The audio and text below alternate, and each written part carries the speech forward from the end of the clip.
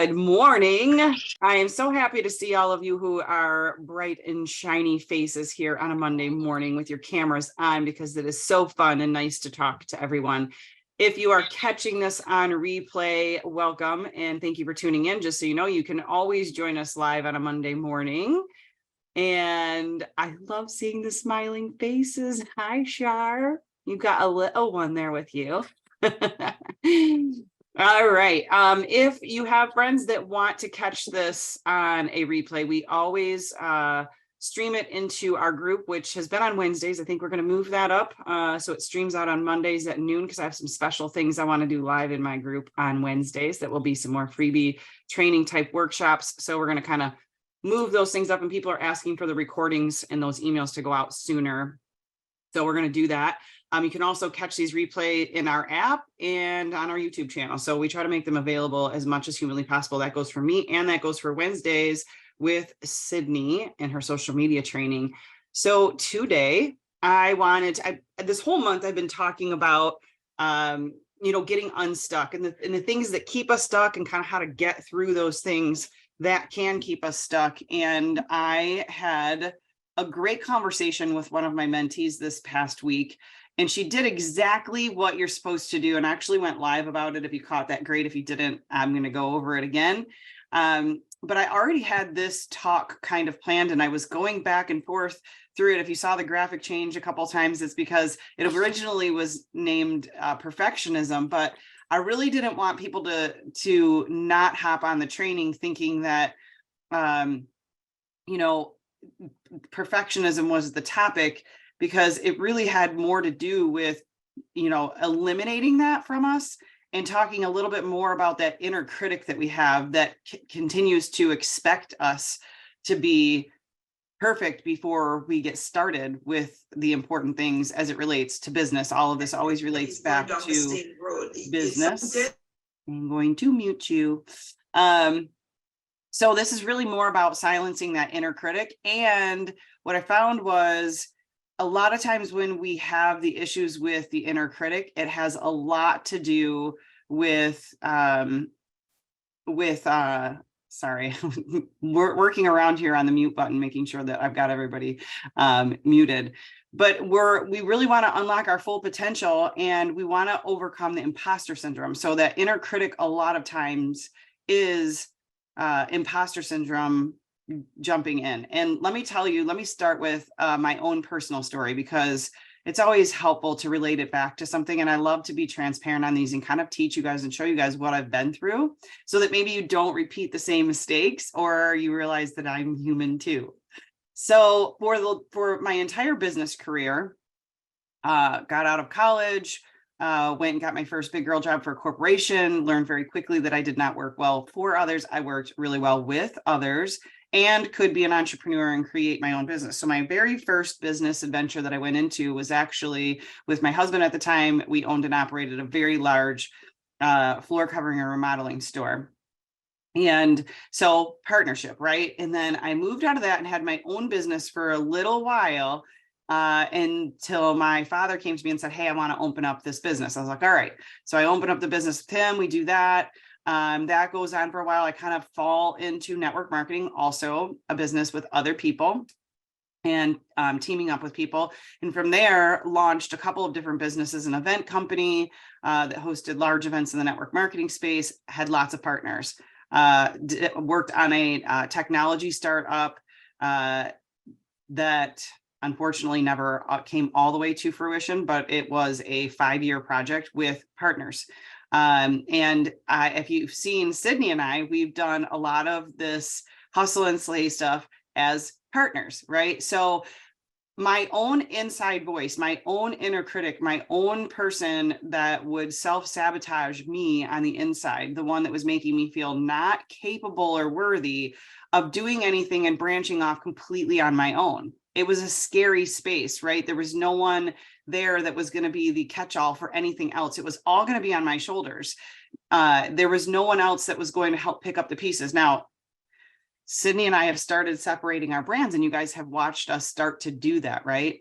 Well, one of the tips I'm going to give you throughout all of this is finding or surrounding yourself with supportive people, like a mentor, like a coach, like peers that are on the same level, friends, family, people who are interested in your overall growth, not the ones that try to talk you out of things, but the ones that are interested in seeing you grow, and or, like I said, a mentor or a coach. So I actually sat down with my mentor, my coach, and had this conversation about where I was looking to go over the next 12 months with my business and the different things that we were doing. And it actually came down to a monetization conversation. And she said, I will sit down with Sydney too, but you guys need to separate your brands. You're harming each other. That was a really, really eye-opening conversation. And what I had to, when I first was like, I can't do that. I can't do that to her. She's like, this isn't about her and you know it. And I was like, what do you mean? And so I had to have somebody else sit on the side and watch what I was doing to show me, peel back those onion layers and show me that it was actually me. It was actually me. It was that safety net. It was that safety blanket. She's like, why do you constantly have to have a partner in your businesses with you? You need to sit down and write that out, journal it, do some meditation, think about it, pray on it, figure out why you feel like you have to have a partner or a partnership in your business in order to make it go. And after doing the work on it, sitting down with Sydney, having that conversation, I realized that I was doing it because it was a safety net. It still made me feel like I was in this safe little space where I didn't have to be the one and only person that it all fell on. It was all on my shoulders, though I knew I was totally capable of doing all of the work. It was never about that. I would always do more than I needed to do. But there was something about having that safety net because my inside voice was telling me that I couldn't do it on my own, that I wasn't worthy enough to do it on my own, that I wouldn't attract all of the people all on my own. I needed to have somebody else there, someone else that could help fill in those gaps, someone else that could attract people too, because I was not good enough to attract all those people on my own. That's what my inside voice was telling me, right? So we all have that to a certain degree. The one thing that changed it for me, now I had to go do the work after this, but the one thing that changed it for me was having a mentor or a coach that was able to tell me and show me the things that were not working. Now, this last week, when I had one of my mentees from my mastermind group send me a message, and she's working on a very big project right now and has a very short time frame and deadline for that project. And she came to me, she goes, I just want to admit to you, like, you've given me all of the things that I've asked for to do so that I can hit this goal. I can hit this target in this short time frame. But my brain keeps telling me that I am actually not capable or worthy of, not worthy, that was not the word she used. I am not capable. I am not that leader. I am not that business owner that can actually accomplish the things that you're telling me to do. And I thought, man, that was the best thing she could have done, because we had some really great conversations around that. And we moved her out of that space really quickly. And the one thing that we did to move her out of that space really quickly was took action. Very fast action on the things that needed to get accomplished. I dug in a little bit deeper with her, went and showed her how easily she could implement the things, gave a schedule to it, and she went after it. But if she didn't have that coach or that mentor to bounce that off of and figure out why that was happening, she wouldn't have moved out of that space, right? So that's why it's so important to have people in your life and surround yourself in a network of people who will move you through those spaces and places, because we're all going to get stuck there. I said this maybe on the live, different levels, different devils. We are all going to go through that imposter syndrome, self-doubt, inner critic, self-sabotage, all the things in our brain that tell us why would we be able to do that? Why do we think we're so worthy of that? Now, I have to be careful about saying what I'm going to say, because it also drives me nuts. I don't like when people blame things on their inner child or their childhood trauma. Trauma is a word that drives me absolutely SHIT crazy, because I think that people use it as a crutch and an excuse. And I'm not saying that you haven't, or people don't go through trauma and have traumatic things happen to them. I am not saying that. What I am saying is you get one life. You get one life, and you can choose to stay stuck in that and use it as a crutch, or you can choose to go get the help for it and move through it, past it, and stop dabbling in it. Stop talking about it. Stop using it as the space that you stay in, because that's what happened in your childhood, or that's what happened in your past, or your previous relationship, or what your mother or your father did that created you into the human you are.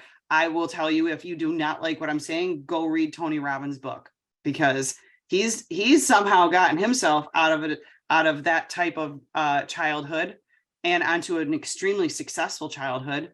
Go read Green Lights by Matthew McConaughey. He seems to have been able to pull himself out of that. What makes him more special than you? There's bad childhoods, bad past, bad all kinds of things that will make the voices in our head tell us we're not worthy of stuff and we can't move on and we can't do things. And you can choose to stay stuck there. It is absolutely a choice. Or we can move on and try to do something about it, work on it, move past it, and stop using the word trauma. So when I see those posts, I'm like, oh, here we go. People who, somebody said this to me a long time ago, or not too long ago. And I thought, well, you know what? That's so true.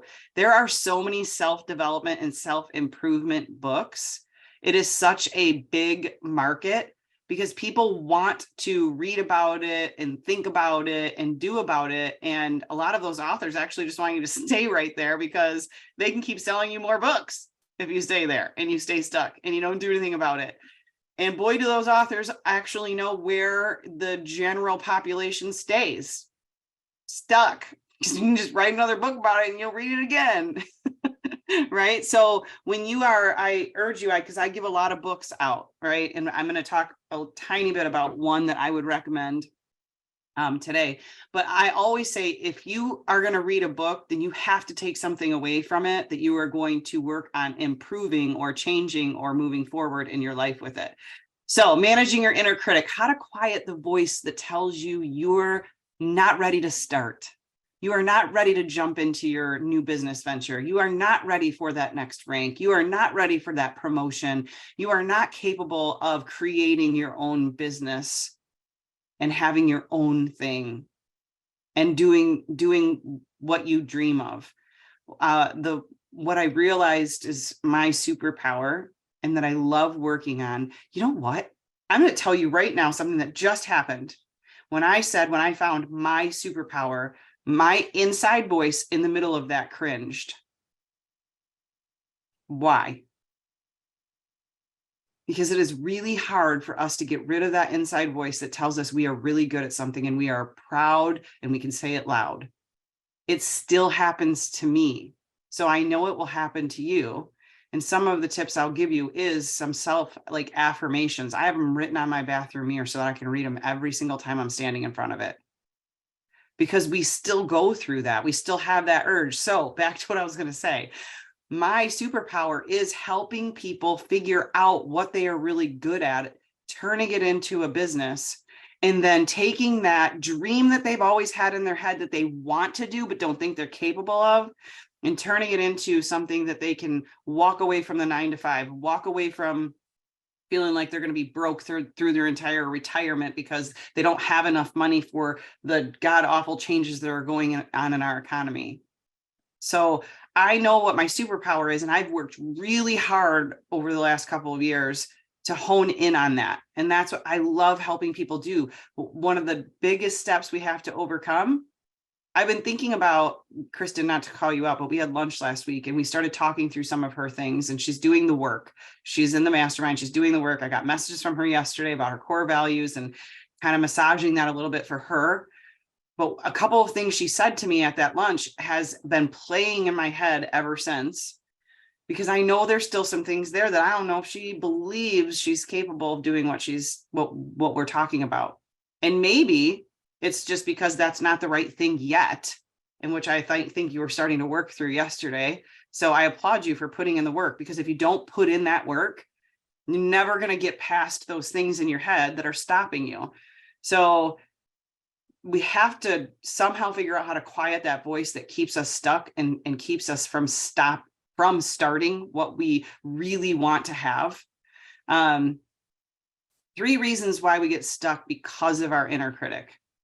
One is, I would say probably number one is fear of failure. But here's the deal. No successful person has ever become successful without having multiple failures prior to. We have to remember that. So one exercise I take people through is to find like 3 to 5 people that are doing exactly what they want to be doing in their space, in their craft, and follow them. But it has to be somebody that just started on this journey, maybe in the last like 18 months to 3 years, because I don't want you following somebody who's been at it for 10 years and is completely perfected and is making millions of dollars already. I do want you to look at them because we know somewhere where we want to head, but I want you to look at somebody who's been doing it just in the last few years and is in the grind of building it, because I want you to watch the things that they're doing and take notes from it. But there's a comparison game that will start there that then we'll talk to our inner critic. So we have to be very careful about what we're watching and just take some notes from it. So we know what we want to do, what we want to grow into, and help then talk ourselves through how we can become more of that type of behavior or that type of person, or create that type of business surrounding what we want to do. But fear of failure. Why are you not just as good as the person who started this 18 months ago? Why would you tell yourself that you're not capable of that? Those are some of the questions you have to start asking yourself when the fear of failure comes in. We do naturally compare, and it's okay to do a little comparison. When you're looking at a target and somewhere to go, you definitely want to have kind of a roadmap. And if somebody's already done it and is good at it, definitely follow them. Just be careful. Put some parameters around that about how much you're watching them. Because sometimes with social media businesses, online entrepreneurship, we can get on social media and start watching somebody till we watch them to death and have just completely sold ourselves on the fact that we're never going to be as good as that person. I've done it. I've been there. You'll do it too. So just put some parameters on how much you will watch and what you will tell yourself in that inner voice that you're going to have in your head. Number 2 is perfectionism. Feeling like we have to be perfect. I went over this a couple weeks ago, but it's one of those things that before we'll get started, we have to have it all mapped out. We have to have everything planned. We have to know exactly how to do it. I refuse to live in that space. And maybe that's one reason why I have been successful, is because perfectionism is not something. I literally told my mastermind group, as I'm building out the coursework while we're going through, because I wanted to be able to move things around and be flexible. How many times do I drop stuff in there and I'm like, guys, tell me where all my mistakes are. Just tell me where the mistakes are, because I'll just then go in and correct them. I am not worried about it being perfect. As long as I know I'm doing the job at the end of the day of changing someone's life, getting their business up and running and going, I don't care about the little mistakes in between. We'll get those perfected later. This is the beginning.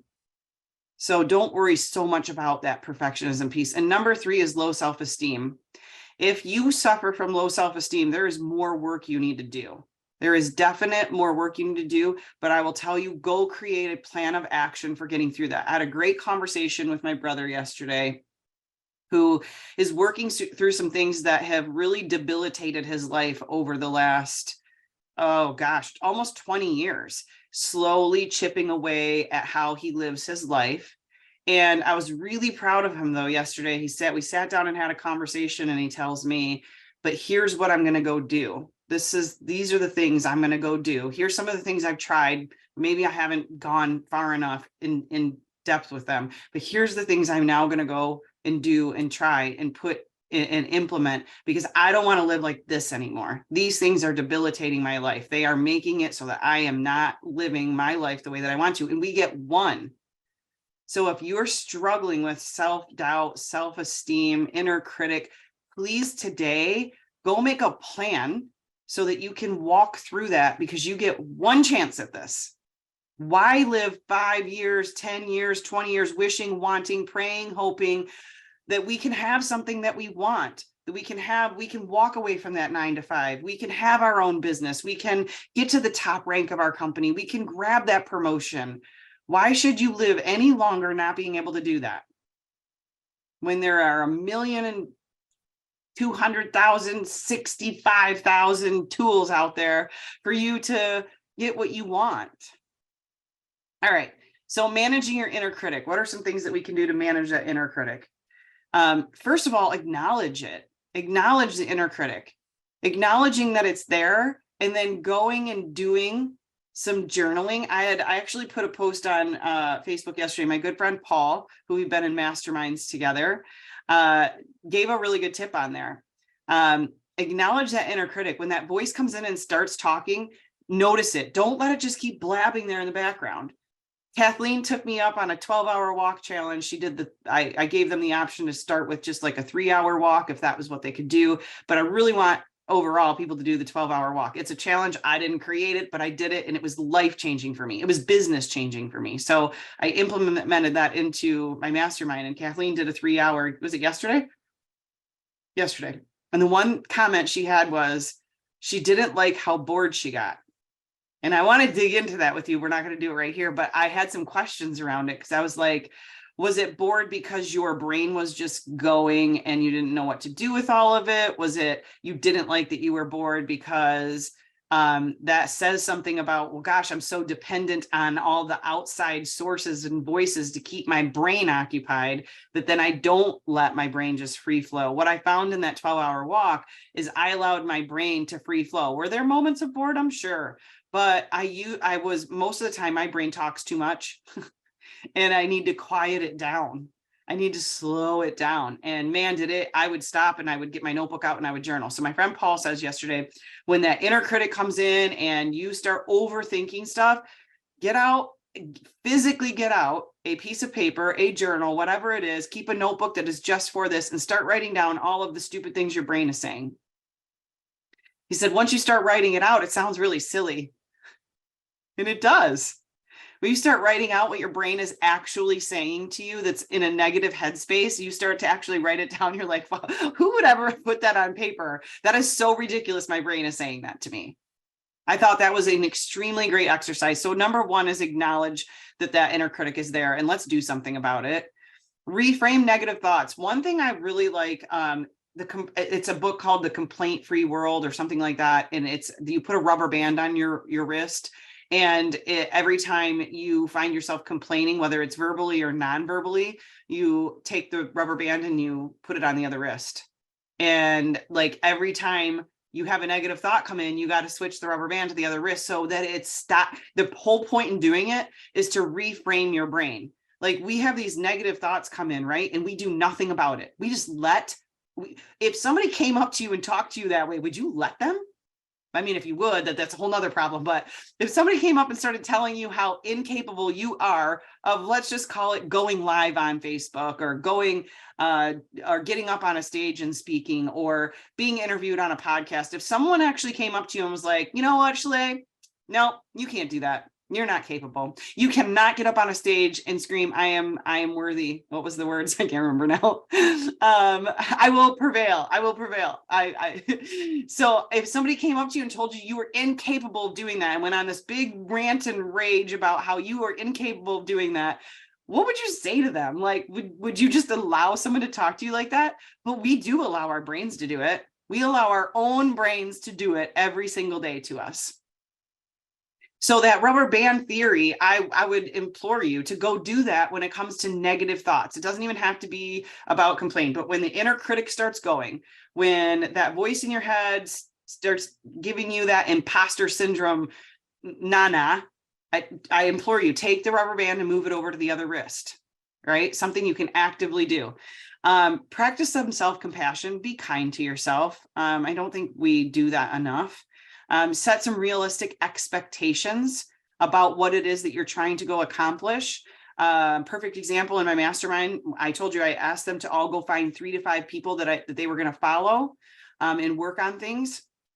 And a couple of them came back with some pretty high level people because I wasn't specific enough about what I wanted them to do. And I don't think that was setting realistic expectations for themselves. So I asked them to bring it back a little bit to the 3 to 5 that were maybe doing what they wanted to do, but have accomplished most of it in the last 18 months to 3 years, because setting unrealistic expectations will just get you all caught up in your head about, I'm never going to get there. That's so far. I'm never going to get there. We'll bring it back in a little bit. Let's get here first. You know, I talk about small habits, taking small steps. That was one of the whole talks, taking small steps to stay unstuck. Because if we look way out there at the bigger picture, we tend to get stuck in the, oh my God, I'm never going to get there. That seems so far away. Surround yourself with supportive people. Create that network now. Figure out who that network is now. If you haven't hired a coach or a mentor, I will strongly suggest that you do it in whatever avenue that it is that you're trying to build. If you're not part of a mastermind, get in one. Get yourself in one where people are moving in the same direction you want to move. It will do so much for you. So I'm in a couple of different masterminds and I'm running a mastermind, but one of the masterminds I'm a part of, one of the tasks that we have to do is put our goals on Monday that we want to reach by Friday, and they're every single Monday. And then on Friday, we got to come back in and check off that list and show which ones we accomplished. I might start this in my mastermind.